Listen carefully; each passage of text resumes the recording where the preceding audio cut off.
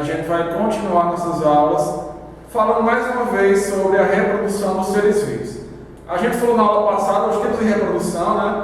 Viu reprodução sexuada, reprodução assexuada. Na reprodução sexuada acontece a troca de material genético, os gametas, né? Aquelas células reprodutivas, o espermatozoide, o óvulo, eles vão fecundar e aí vai nascer um novo ser, né? Na reprodução assexuada não acontece a troca de material genético. Não precisa de dois seres, uma fêmea e um macho. Basta de um para que ele possa se reproduzir.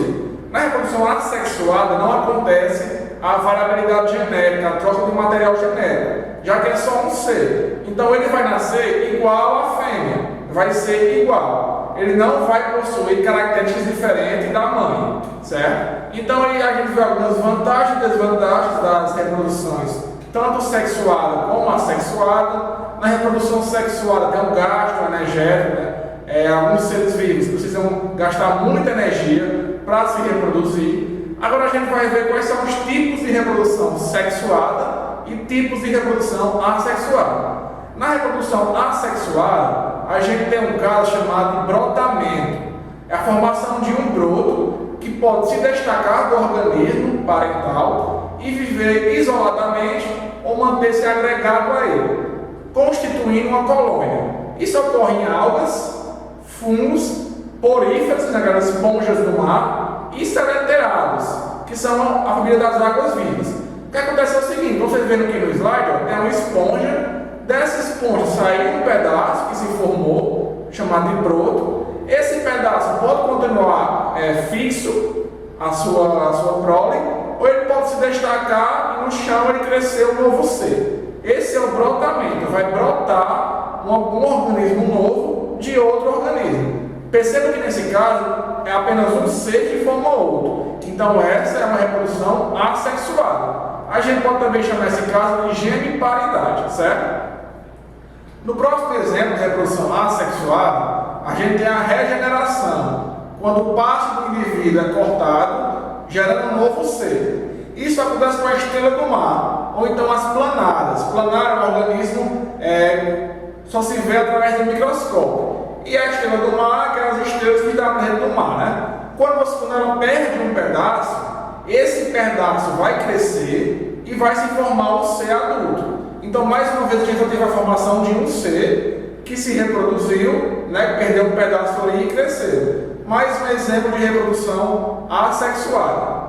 Outro caso, ó, dos fungos é a esporulação. Vocês sabem o que é o mofo do pão? Todo mundo deve ter visto um pão mofado, né? Isso ali é um fungo que vai soltar esporos. Esses esporos vão se espalhar pelo pão e aí vão crescer. Quando eles crescem, eles formam mais fungos que vão soltar mais esporos e vão espalhar por todo aquele pão. Isso acontece a esporulação. É um fungo, né? Apenas um ser que soltou poros e criou novos seres. Esse é outro exemplo de reprodução assexuada, chamado de esporulação. Então, o mofo dos alimentos é um fungo que cai através do vento e ele vai soltar esporos, vai fazer com que todo o pão fique contaminado, toda laranja, depende do alimento.